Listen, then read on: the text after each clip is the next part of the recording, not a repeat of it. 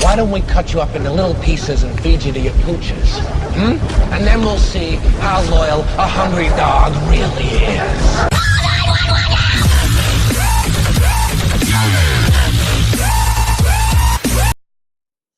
Hi guys, welcome to another video. Today I'm going to talk about ADHD, anxiety and aggression.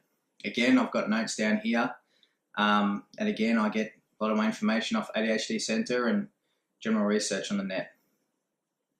I'm a bit lost for breath today. I'm anxious every time I upload a video, so yeah, I'll just take my time today, and yeah. Okay, so in this video I'll speak how we react and why we react how we do, which leads into aggression and anxiety. So figuratively speaking, with ADHD, concentration is all or nothing. When an ADHDer is stimulated, they will what we refer to as hyperfocus on whatever it is that causes high stimulation. For example, me, I hyperfocus on things that I want to learn, like physics. Yesterday I had to do some stuff to the motor of my car, so I taught myself how to do that. My training and my nutrition. Every time I'm into something, whether it's a song or whatever, I focus on that, and I do not hear anything else when I do that. And if people start talking to me when I'm trying to do that, I get irritated. The stimulus can be positive, or unfortunately it can be negative, like anger. Other things that stimulate our brains, and everyone's brain I suppose, include gambling, high risk taking behaviour, which that's basically explains a lot of my life, you know, through speeding, heights. I worked in the towers in Melbourne and installing external windows, you know, 70 floors up, and I'd often put a harness on and I'd just hang over the edge and look down, because that was a stimulus for me. It got me feeling good. It released a lot of tension.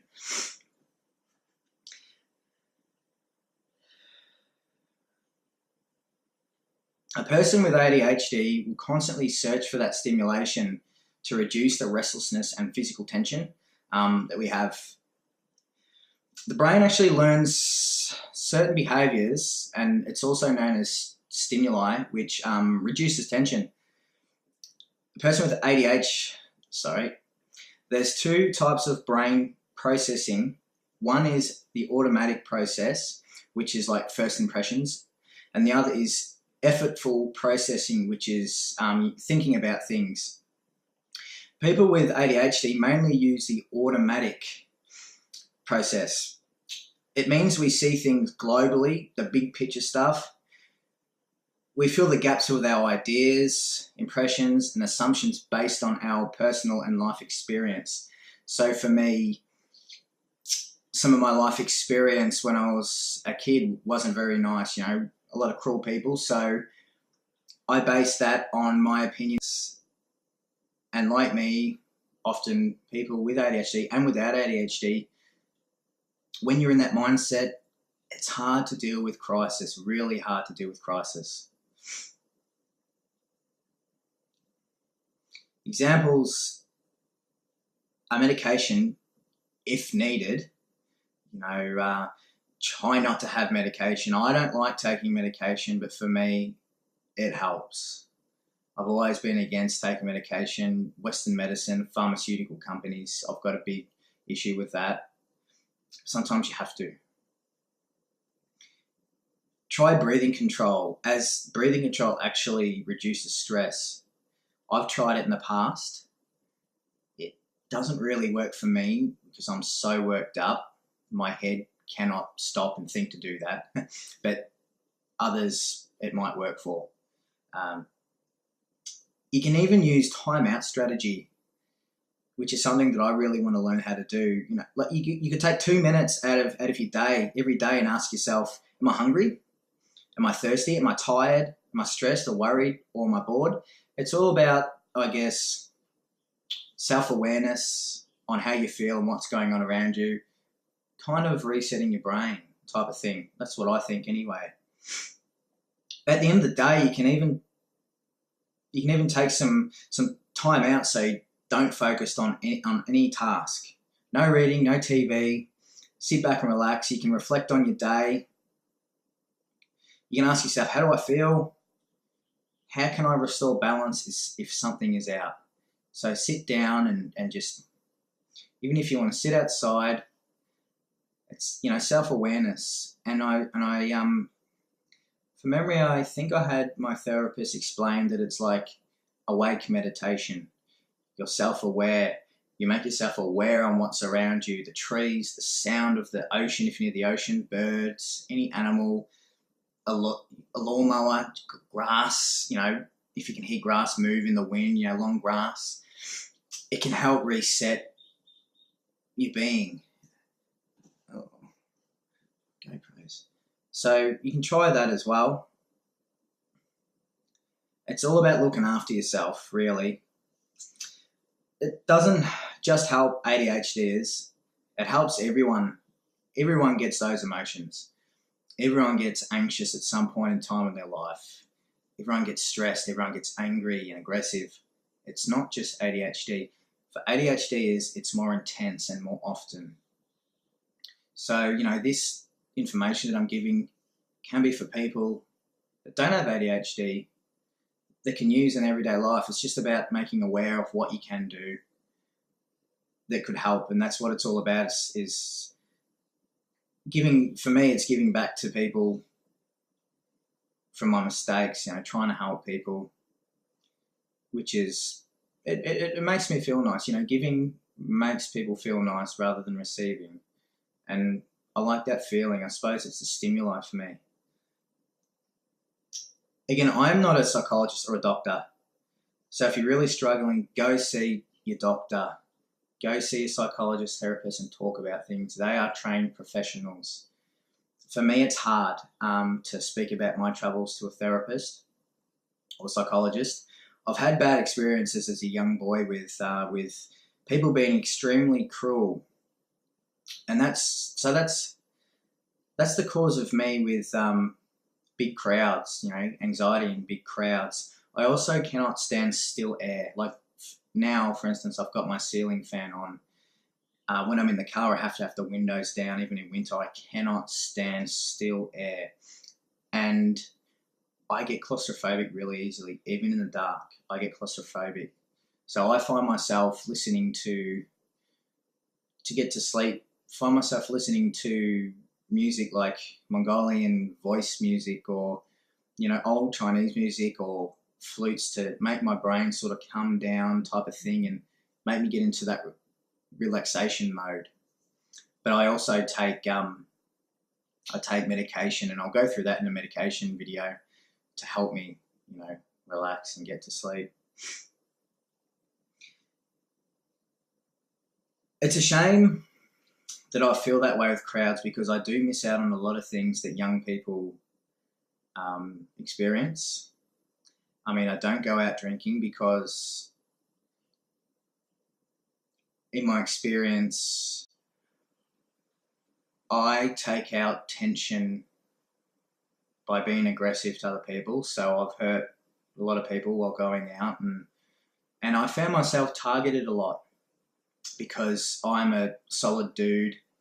I'm covered in tattoos. So the way my therapist explained it was that other males sort of saw me as a threat, alpha. I don't see myself like that.